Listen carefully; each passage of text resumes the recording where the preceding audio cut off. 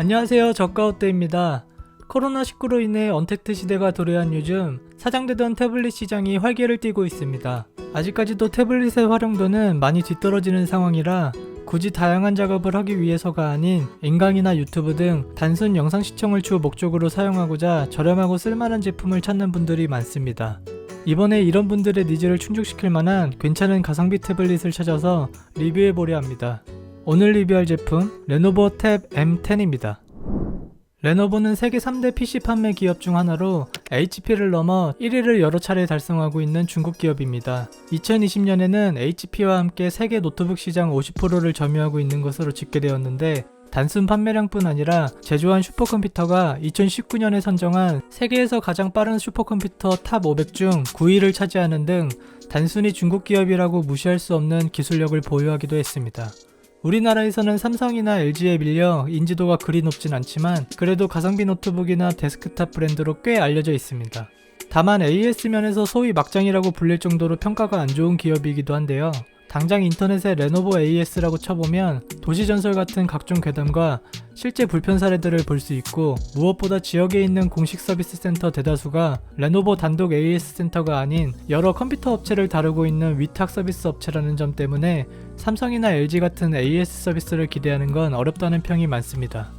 레노버 탭 M10의 경우 AS의 악평과는 별개로 나름 시장성을 구축하고 있는 레노버치고 알려지지 않은 태블릿인데요. 애초에 레노버 태블릿 자체가 국내에서 많이 알려지지 않기도 했지만 요즘 같은 언택트 시대에도 이 정도의 미미한 존재감은 살짝 의아합니다.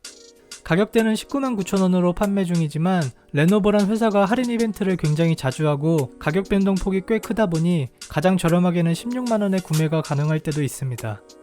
참고로 레노버 태블릿은 패키지와 제품명이 다소 헷갈리는데요. 외형이나 용량은 똑같지만 램과 해상도가 차이가 나는 M10 HD가 있고, 오늘 리뷰할 M10 박스에 FHD라고 써있지만 M10 FHD 모델이 따로 있고, 이 M10 FHD 모델도 모양이 동일하지만 램과 저장 용량이 차이가 있는 M10 FHD 플러스가 있는데요. 웃긴 건 이 두 제품 상자에는 모두 똑같이 FHD 플러스라 적혀 있습니다. 제가 오늘 소개할 제품은 와이파이 모델로 검색어와는 별개로 공식 명칭은 레노버 게이밍 탭 M10이라고 합니다. 레노버 M10 스펙입니다. 10인치 FHD IPS 패널을 탑재했고요. 운영체제는 안드로이드 파이 9.0이 되어 있습니다. 다소 아쉬운 점은 블루투스 4.2로 되어 있다는 점과 와이파이도 표준 주파수는 지원하지만 듀얼 와이파이가 아닌 점이 아쉬웠는데요. 물론 무선 이어폰을 비롯해 와이파이 사용에 있어서도 큰 문제는 없었지만 19년 모델치고 다소 예스러운 부분이었습니다. CPU는 옥타코어로 퀄컴 스냅드래곤 450을 탑재했는데요. 저가형 제품 중 오랜만에 보는 퀄컴이라 반가웠지만 고사양 칩은 아니고 갤럭시 탭 A10.5나 LG Q8에 들어가 있는 보급형 칩셋입니다. GPU의 성능이 낮은 AP다 보니 게이밍 탭이라는 명칭이 무색하게 고사양의 게임은 상업으로 즐기기 어렵습니다. 가벼운 캐주얼 게임을 하거나 그래픽이 요하는 게임 시 중업 정도로 돌리는 건 어느 정도 가능하지만 쾌적하다고는 할 수 없기 때문에 매번 말씀드리지만 만족스럽게 게임을 즐기시려면 최소 30만원 이상의 태블릿을 추천드립니다. 언박싱입니다. 상자를 열면 보호 비닐에 감싸진 태블릿 본체가 눈에 들어옵니다. 구성품은 간단하지만 충전 어댑터가 기분을 좋게 합니다. 저가형 제품 중에서는 충전 케이블 외에 어댑터가 안 들어가 있는 제품들이 많다 보니 이런 충전 어댑터의 동봉은 구매자 입장에서 반갑습니다. 5핀이 아닌 C타입 단자의 충전 케이블도 마음에 들고요. 이외에 제품 설명서가 동봉되어 있고 유심핀이 들어있습니다. 혹시나 하는 마음에 다른 건 없나 봤지만 공기밖에 없습니다. 본체입니다. 좌우에 스티커가 붙어 있는데 뗄 수가 있고요. 세로보다는 가로에 맞춰진 제품입니다. 색상은 폴라 화이트와 슬레이트 블랙 두 가지로 출시되었고 저는 슬레이트 블랙을 선택했습니다. 전체적으로 깔끔한 모습인데요. 뒷판은 플라스틱 재질로 되어 있고 표면이 스파클링처럼 은은하게 반짝이는 게 눈에 띕니다. 측면은 라운드 처리되어 있는데 살짝 경사가 져있는 독특한 모양새입니다. 여기에 은색의 메탈선이 버튼을 아우르며 외관을 감싸는 듯한 형태를 띠고 있는데 이 때문인지 측면 두께가 비슷한 가격대 태블릿들에 비해 얇다고는 할 수 없는 8.1mm이지만 시각적으로 두껍다는 인상을 덜어주었습니다.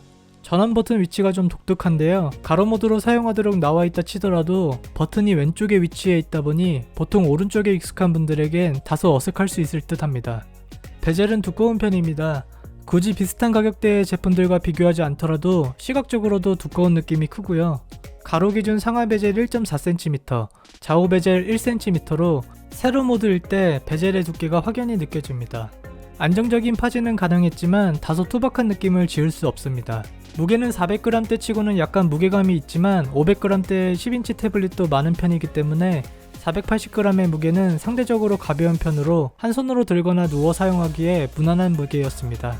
카메라는 전면 200만, 후면 500만 화소가 장착되어 있고요. 역시나 태블릿 PC의 카메라는 크게 기대할 게 못 됩니다. 스피커의 경우 듀얼 스피커로 가로 모드 기준 균일한 배치가 되어 있습니다. 듀얼 스피커라고 해도 측면에 쏠려 온전한 스테레오 사운드를 즐길 수 없는 기기가 있는데 M10의 경우 상단부에 배치되어 있어 거치 시에도 바닥면에 스피커 홀이 막히지 않고 균형 잡힌 스테레오를 성사합니다. 돌비 애트모스를 지원하는 기기라 소리의 풍성함을 느낄 수 있는데요. 여기서 주목할 점은 단순히 돌비 애트모스를 실행할 수 있는 것을 넘어 이퀄라이징이 가능하다는 것입니다. 쉽게 얘기하자면 소리의 주파수를 조절해 음질을 균일하게 해주는 것인데요. 보통 갤럭시 탭에서도 S 시리즈에나 있는 기능으로 최근에 출시된 갤럭시 탭 A7조차 단순히 돌비 애트모스의 오디오 모드만 제공되었지 이퀄라이저가 있진 않았는데 10만원대 제품에서 이런 기능이 있다는 점이 매우 놀라웠습니다. 음악 청취나 사운드에 관심이 있으신 분들에게 꽤나 즐거움을 주는 요소가 아닐까 싶습니다.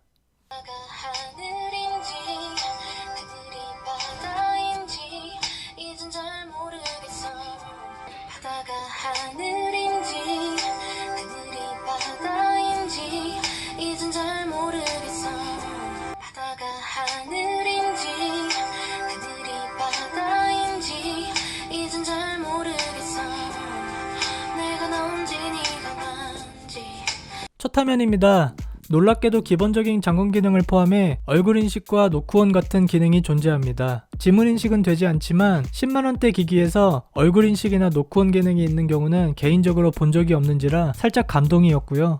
추가적으로 비슷한 가격대의 태블릿에 비해 다양한 기능들이 구비되어 있어 좋았습니다. 블루라이트를 차단하는 눈보호 모드나 색온도 등 색감을 조절하는 색상 모드 등 시각적인 편의 기능을 포함하여 단순히 내비게이션 바 버튼의 순서 변경이 아닌 각기 효율성 있게 변경하는 탐색 모음, 삼성의 엣지 모드나 LG의 플로팅 바처럼 편의 기능을 쉽게 액세스할 수 있는 화면 도우미, 어린이가 사용할 때를 위한 어린이 계정 모드, 게이밍 탭이라는 제품명답게 게임 중 알림이나 진동이 되지 않는 게임 중 방해 금지 모드, 기기의 화면 녹화가 가능한 화면 레코더 등 기능적인 부분이 굉장히 알차게 구성되어 있습니다. 또한 기능마다 기본적으로 설명 애니메이션이 있거나 팝업이 뜨는 등 기능에 대한 사용자의 이해를 돕는 점도 좋았습니다. 디스플레이 품질은 훌륭하다고는 할 수 없지만 무난한 편이었고 저가형 특유의 디스플레이가 푹 내려가 있는 것도 없었습니다. 다만 밝기에 있어서는 아쉽습니다. 최저 밝기와 최대 밝기 간의 명확한 차이는 좋았지만 시야각에 따른 밝기도 균일하지 못한 편이었고 최근 리뷰했던 디클탭 액티브와 마찬가지로 중간 밝기가 굉장히 어둡고 90%는 되어야 밝다는 느낌이 들었습니다. 어두운 곳에서의 사용이면 모를까 평상시에 밝기 조절이 90% 이하는 사용하기 어렵다는 점은 뭔가 효용성이 떨어지는 느낌이 컸습니다. 터치감은 무난한 편으로 고스트 터치 현상이 있거나 터치 먹통이 있진 않았지만 반응이 살짝 느린 감이 없지 않고 전체적인 속도 역시 빠르다는 느낌보단 여느 보급형 태블릿처럼 그냥저냥 쓸만한 정도의 속도를 보여줍니다.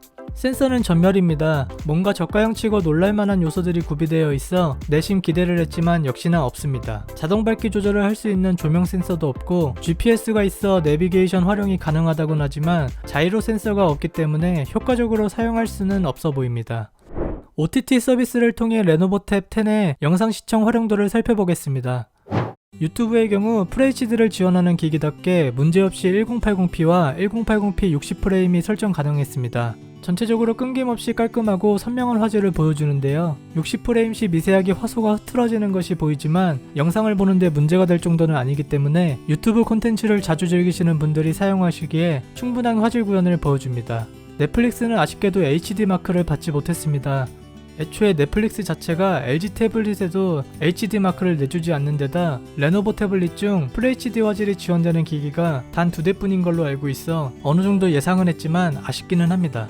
여느 보급형 태블릿처럼 SD급 화질이 구현되지만 넷플릭스의 SD는 여타 OTT들에 비해 품질이 좋기 때문에 그럭저럭 볼만한 화질이 나옵니다. 그래도 넷플릭스를 보기 위해 태블릿을 구매하시려는 분들께는 크게 마이너스 되는 부분입니다. 웨이브는 무난한 FHD 화질을 보여줍니다. 예능이나 드라마 같은 TV 프로그램 콘텐츠와 영화 콘텐츠 모두 끊김없이 플레이가 되는데요. 영화와 드라마 모두 FHD라 할 만한 준수한 화질을 보이는 반면 예능의 화질은 살짝 아쉽습니다. 사실 근래 들어 유난히 예능에서 웨이브 특유의 낮은 비트레이트가 드러나는지라 어느 정도 감안을 해야 하는 부분이긴 합니다. 티빙 역시 무난한 화질을 보이고요. 드라마나 예능 모두 색감이 옅은 느낌이 있지만 전반적으로 FHD 화질이라 할 만한 화질로 구현이 됩니다. 예능 같은 경우도 웨이브보다는 확실히 화소의 흐트러짐이 덜하기 때문에 전반적으로 볼만한 화질을 선사합니다. 마지막으로 왓챠입니다. 저가형 태블릿에서 흔치 않게 왓챠의 최적화된 모습을 보입니다. 제 리뷰를 보신 분들은 아시겠지만 왓챠의 경우 플래시나 썸네일 구현이 되는지가 영상 화질에 미리 보기 같은 기능을 하는데요. 저가형 제품 대다수가 플래시 구현이 되지 않거나 썸네일에 블랙이 끼는 경우가 있고, 심지어 보급형이지만 최신 기기인 갤럭시 탭 A7에서조차 왓챠 플래시가 구현되지 않는데 레노버 탭 M10은 플래시가 구현이 되는 걸 볼 수 있습니다. 썸네일 블랙도 없이 쾌적한 앱 사용이 가능한데요. 화질 역시 준수한 FHD 화질을 보여줍니다.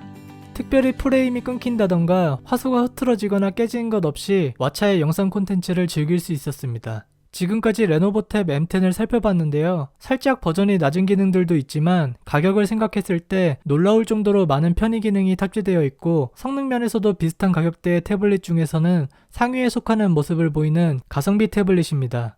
태블릿 사용에 있어 영상이나 인강, 간단한 인터넷 쇼핑 등 굳이 비싼 제품을 살 필요가 없는 분들에게 나쁘지 않은 선택이 될 만한 제품이 아닐까 싶습니다. 오늘 리뷰 여기까지고요. 앞으로도 저비용 고효율의 제품을 찾아 리뷰해보려 합니다. 관심이 있거나 도움이 되셨다면 구독과 좋아요 부탁드립니다. 감사합니다.